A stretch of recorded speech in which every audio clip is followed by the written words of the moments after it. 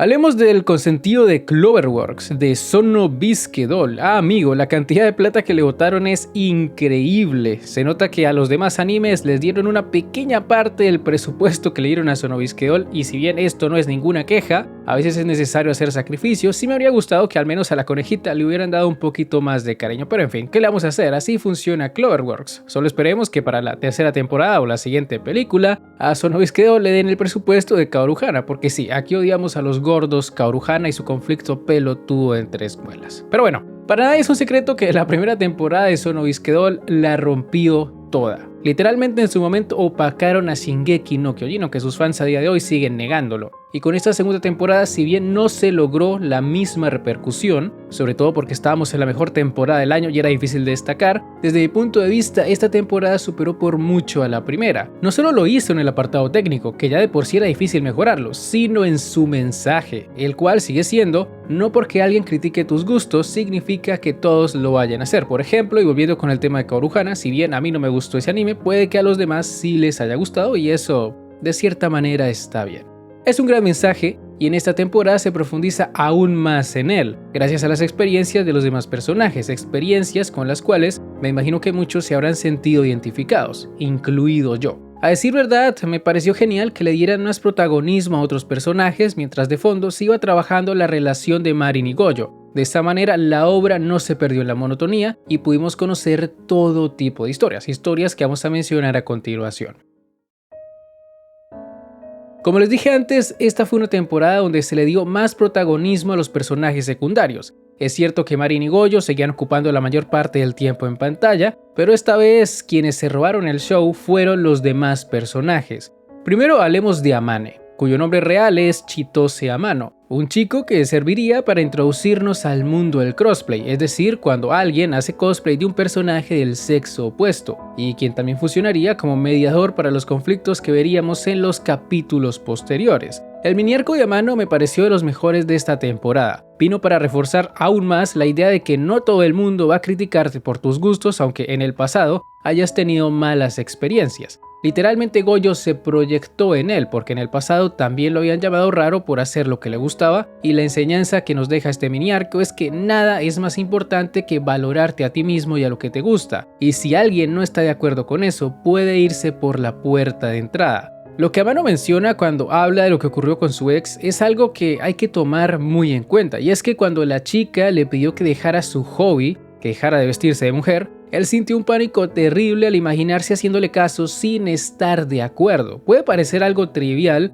pero cuando cedes en algo como eso, no hay manera de que no cedas en otras cosas. Y eso es peligroso, porque pierdes tu libertad sin darte cuenta, sobre todo cuando lo que dejas de lado es algo muy importante para ti. Amano tuvo la fortuna de crecer en una familia de mente abierta, donde no hubo ningún problema con que hiciera crossplay. De hecho, fueron ellos quienes lo motivaron a maquillarse, y contrario a lo que se podría pensar, que hacer cosplay le traería problemas, en realidad lo salvó, porque en la escuela se burlaban de él por su complexión frágil y su voz poco gruesa, pero hacer crossplay le ayudó a aceptarse tal y como era, le ayudó a dejar esos complejos que tenía con su físico. Y por supuesto, dejar todo eso por una relación no estaba dentro de sus planes. Al final del día, él tomó la decisión correcta. No era sano llevar una relación con alguien como esa chica, pero a pesar de que logró superar esa experiencia traumática, el miedo a ser visto como alguien raro quedó en su mente, y es por eso que sintió cierto miedo cuando Gojo le preguntó si se vestía de mujer. Es decir, Amano ya había superado ese trauma, pero aún así no podía evitar pensar en ello cuando les contaba a otros sobre su afición. Y en gran medida de eso va la trama principal de esta temporada, demostrarnos cómo durante la adolescencia o la juventud somos más susceptibles de vernos afectados por los comentarios negativos de otras personas. Por ejemplo, Gojo sigue traumado con lo que le dijo su amiga de la infancia, que las muñecas Hina eran asquerosas, pero él no era el único con este tipo de miedos, no estaba solo con eso. En esta temporada tenemos dos casos más que tocan temas similares. Por un lado está Kira, quien vivió gran parte de su vida pensando que nunca le iba a pasar nada bueno, y por otro estaba Yuyu, quien casi se retira del mundo del cosplay por culpa de sus complejos. Eso sin mencionar lo que acabamos de hablar sobre Amano.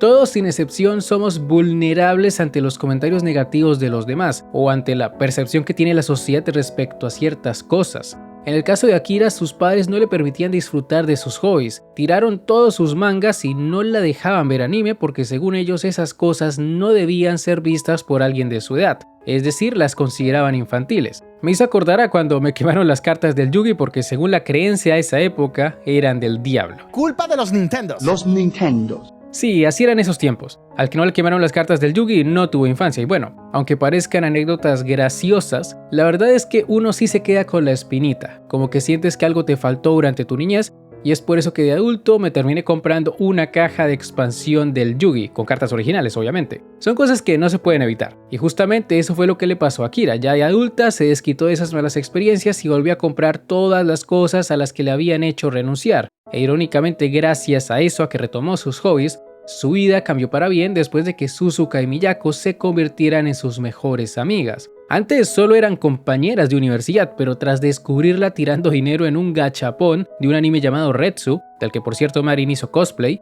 ellas no pudieron evitar acercársele. Antes de que eso pasara, Akira pensaba que si la descubrían en un gachapón la iban a mirar raro, tal como lo hicieron sus padres, pero eso nunca pasó. Se podría decir que Suzuka y Miyako fueron su salvación, de la misma forma en la que Marin lo fue para Gojo, porque ella tampoco lo juzgó por hacer muñecas Hina. Ahora, en el caso de Yuyu, las cosas también fueron parecidas. Ella quería dejar de hacer cosplay porque sentía que era algo que los adultos ya no hacían y porque se sentía muy acomplejada con su cuerpo, sobre todo con sus rasgos infantiles.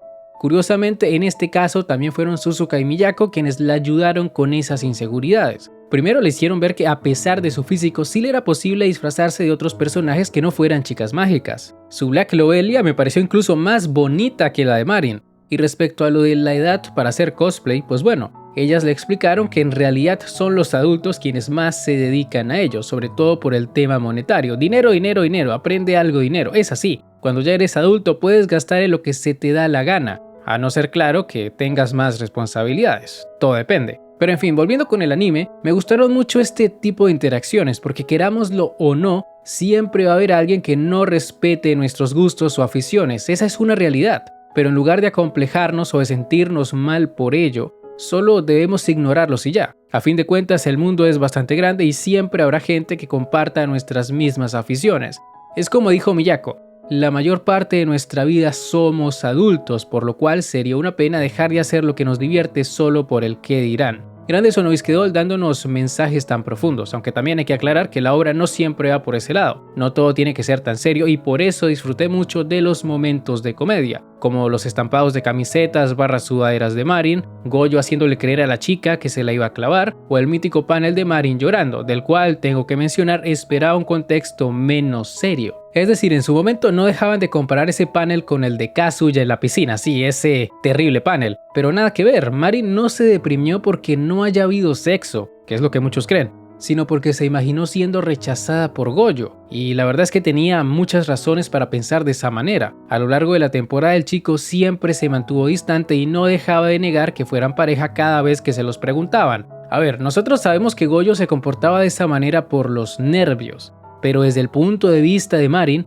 ella lo interpretó como que no quería nada con ella. Si les soy sincero, a mí sí me gustó esa escena de Marin llorando, ya que representa muy bien las inseguridades por las que suelen pasar los adolescentes. Es una época en la que se sobrepiensa demasiado las cosas y donde cualquier problema parece el fin del mundo. Dentro de todo es algo realista, pero volviendo con la comedia, tengo que decir que lo mejor de esta temporada, sin lugar a dudas, fue el arco del cosplay grupal. Nunca me imaginé que un jueguito de monjas fuera a ser tan turbio. Solo hay que ver la cara que puso Gojo mientras jugaba esa cosa. Aunque para ser justos, estuvo bueno el plot twist de ese juego, donde toda la masacre fue producto de la imaginación de Mira, una chica que se encontraba en un psiquiátrico y de quien Shinju hizo cosplay. Por supuesto, también me gustaron las pequeñas interacciones que tuvimos en el karaoke, sobre todo cuando Gojo y Amano se enteraron de la verdad de los problemas entre Marin y Akira. Sus caras al ver a la chica fueron muy graciosas y bueno, es lo normal, porque fue un drama bastante tonto. O sea, puedo entender a Akira, conocer a tus ídolos puede darte mucha ansiedad, pero no deja de ser una situación bastante exagerada de su parte.